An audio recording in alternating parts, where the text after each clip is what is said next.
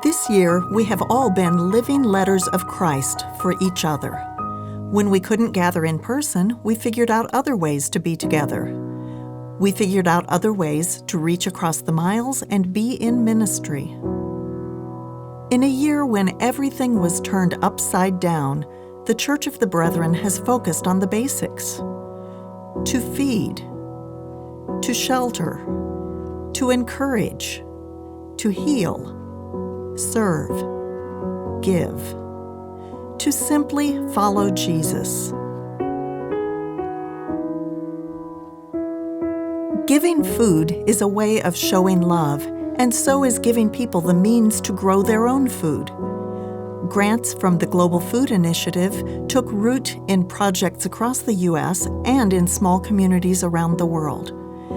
These funds have borne fruit in places such as Ecuador, Haiti, Spain, Nigeria, South Sudan, Uganda, and the Great Lakes region of Africa.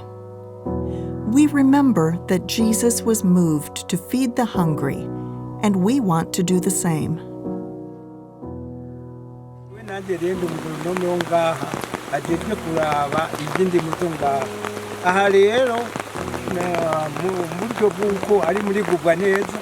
Abantu bose baza kugira gukarihiriza ubwenge bwo kubigisha ibijyanye no kurima uko Imana igomba, tubikorera aha hantu muri izi ndimo mubona ngaha. Turahava tukabereka ingene bazobigenza twisunze uko twabyigishijwe n'uko twama tubikora. Hanyuma ngaha haramaze guca imigwi myinshi kuko twarakoze mu makomine ashika 4.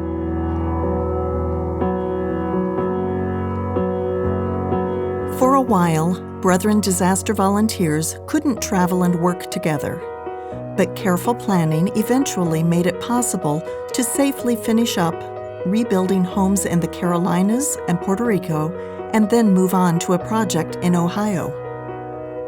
It's been a joy for groups to be able to work together again, and even more of a joy to provide a rebuilt home to someone who has been waiting years for shelter. It has been a difficult year, but we have looked at how we can still serve survivors of disasters, even in the midst of a pandemic, knowing that there were families that have really not come back from disasters a year or 2 years after the event. And so we just felt like we wanted to find a way to safely do that, knowing that there was still such a need. One gentleman in particular, he actually had not had running water for those 2 years, and he was using food stamps in order to purchase water. Those are the type of homeowners and of clients that we work with that we really wanted to find a way to be able to serve them in some capacity. I'm Evan Ulrich, and I'm volunteering with Brethren Disaster Ministries.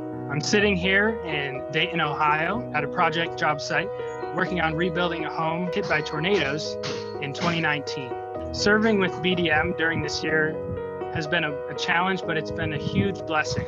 And I think just seeing a smile on the volunteers' faces as they talk with homeowners, to see homeowners so eager to share their stories with us, it's been truly a blessing just being able to be a part of that, to be a part of loving our neighbors, to be a part of sharing the burdens. Doing it together really is where I see God at work.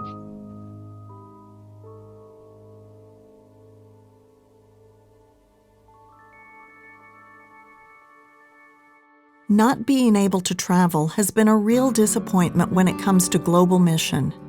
After all, encouraging others in the faith often means going to where they are. It means being together. But interim staff Norm and Carol Spiker-Waggy worked hard to communicate from a distance.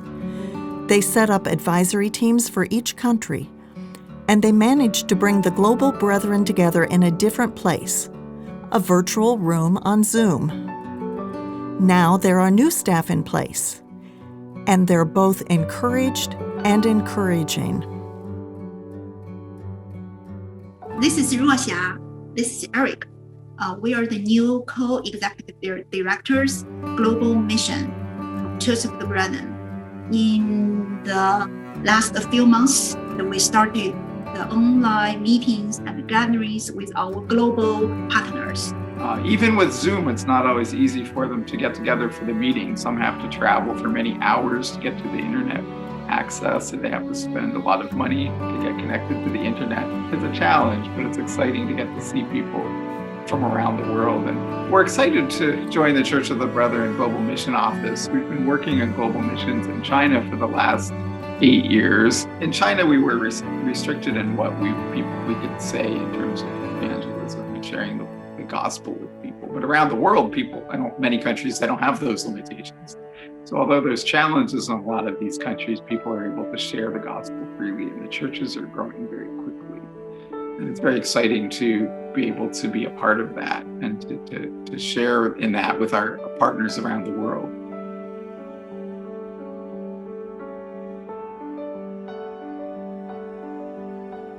In the midst of a physical health crisis, our world is also reckoning with the virus of racism. How does the Church of the Brethren take this seriously? How do we listen to each other and grow in understanding? Through the ministry of healing racism, people all across the church are anchoring themselves in Scripture, increasing awareness, and committing themselves to racial righteousness. With God's help, we are healing ourselves and our communities. In the season and time of the pandemic, we have grown and learned to be followers of Jesus in ways that we could not have imagined. A year ago, we started by reading a book called Everyday Ubuntu. And in this conversation together is where our Healing Racism Congregations and Communities program was born. In many ways, we learned to listen to one another, listen into the scriptures as we sought and seek to follow Jesus in this time. The denomination as a whole has committed to seeking God's racial justice and doing that in practice, in faithful practice. That is such a meaningful statement for us all to follow and even lean in to the uncomfortable places.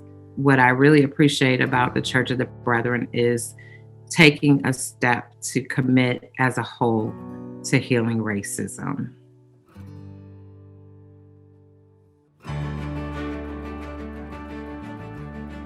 Many of the ways Brethren serve were disrupted by the pandemic. Work campers couldn't meet up to paint walls or pack food, but they did meet online for devotions and activities. Children's disaster volunteers couldn't set up childcare centers until recently, but they made individual kits of comfort and sent them to children who needed them. But how do you send Brethren volunteer service workers to projects? There was still a need, and there were still volunteers willing to serve. BVS figured out how to lead orientation online, making use of the time new volunteers were required to quarantine before starting work. Now that's ingenious. My name is Amelia, and I am here at Quaker Cottage in Belfast, Northern Ireland, and I am a child care worker. So I work with children aged 0 to 12. Basically, with my coworkers, we provide a space for the children to feel safe, to feel loved, because a lot of our children that we work with have experienced trauma in some way, have parents that are experiencing mental illness and things like that. So they, might not get out much. I remember once we took a group of our preteens to one of the beaches nearby, and we were talking to the kids on the bus, and there was one girl who was like, "No, I don't think I have been to the beach before." We got down to the beach, and she was just like running through the sand. She was in her school uniform and her white, they looked like brand new white tennis shoes. And it's like, she didn't even hear us, and we couldn't stop her from having that much fun. I mean, her joy was just so contagious, and it was just so rewarding after that day to just see, these simple things can make such a difference in these kids' lives.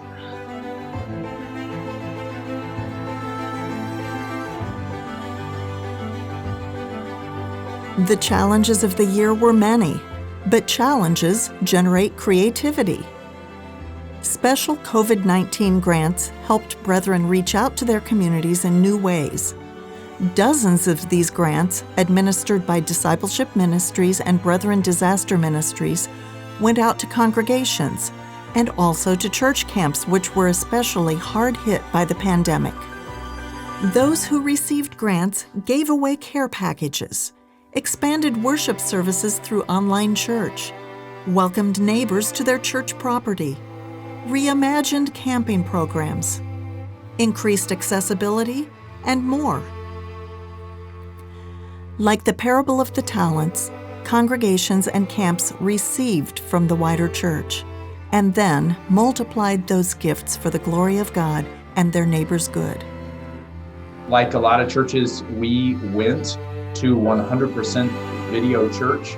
We saw that the needs on the Navajo Nation during COVID were devastating. It was making national news. And somebody I had never met connected me to somebody I had never met by the name of Theo. And she's a young Navajo woman. She lives in downtown Phoenix. She has been personally making food and supply deliveries deep into the res for years. And she said, if you send teams out to go pick up some supplies and pick up some groceries from this list, you can come and drop them off in my carport, and I'll make sure they get into the res.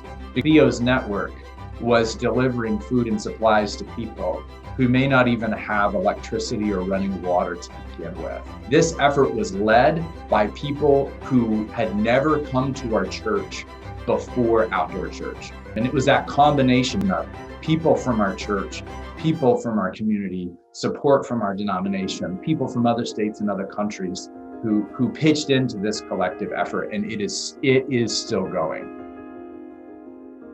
So we do not lose heart.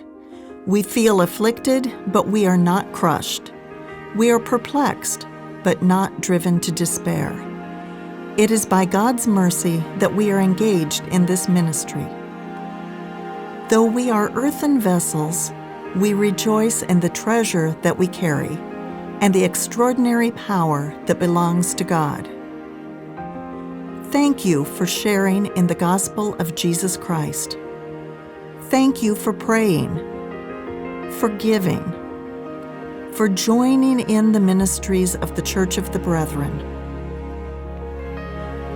You yourselves are our letter, written on our hearts, to be known and read by all, and you show that you are a letter of Christ, prepared by us, written not with ink, but with the Spirit of the living God, not on tablets of stone, but on tablets of human hearts.